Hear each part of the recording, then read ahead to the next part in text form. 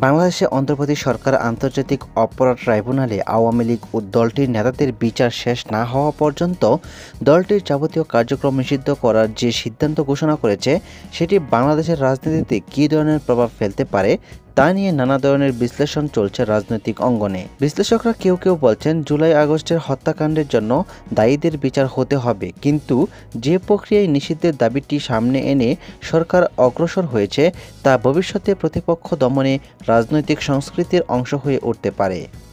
আবার কেউ বলছেন, শেষ পর্যন্ত চূড়ান্তভাবে দল হিসেবে আওয়ামী লীগকে নিষিদ্ধের দিকে গড়ালে এবং সেই প্রেক্ষাপটে আওয়ামী লীগ সংগঠিত হওয়ার চেষ্টা শুরু করলে সংঘাত সংঘর্ষের রাজনীতিতেই আবার ফিরে আসতে পারে।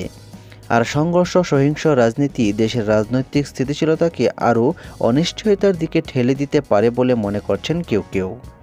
এদিকে গতকাল শনিবার রাতে প্রধান উপদেষ্টা অধ্যাপক মোহাম্মদ ইউনূসের সভাপতিত্বে উপদেষ্টা পরিষদের এক বিশেষ সভায় আওয়ামী লীগের কার্যক্রম নিষিদ্ধ করার যে সিদ্ধান্ত হয়েছে তার সরকারি আদেশ হাতে পাওয়ার পর দলটির নিবন্ধন বাতিলে করণীয় ঠিক করার কথা জানিয়েছে নির্বাচন কমিশন।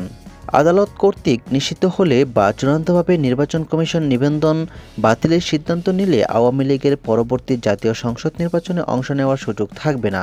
সরকারের উপদেষ্টা আসিফ মাহমুদ তার ভেরিফাইড ফেসবুক পাতায় শনিবার রাতেই লিখেছেন, বিচারিক প্রক্রিয়ায় চূড়ান্তভাবে নিষিদ্ধ হওয়াই অধিকতর গ্রহণযোগ্য ও স্থায়ী বন্দোবস্ত এবং তা করার জন্য ছাত্র জনতার দাবি অনুযায়ী আইসিটি আইনে যাবতীয় সংশোধন করা হয়েছে। এর আগে উপদেষ্টা পরিষদের সিদ্ধান্ত জানিয়ে আইন উপদেষ্টা আসিফ নজরুল বলেছিলেন, আন্তর্জাতিক অপরাধ ট্রাইব্যুনালে বাংলাদেশ আওয়ামী লীগ ও দলটির নেতাদের বিচার কার্য সম্পন্ন না হওয়া পর্যন্ত দেশের নিরাপত্তা ও সার্বভৌমত্ব রক্ষা, জুলাই আন্দোলনের নেতাকর্মীদের নিরাপত্তা এবং আন্তর্জাতিক অপরাধ ট্রাইব্যুনালের দাবি বাদী ও সাক্ষীদের সুরক্ষার জন্য সন্ত্রাসবিরোধী আইনের অধীনে সাইবার স্পেস সহ আওয়ামী লীগের যাবতীয় কার্যক্রম নিষিদ্ধ করার সিদ্ধান্ত গ্রহণ করা হয়েছে।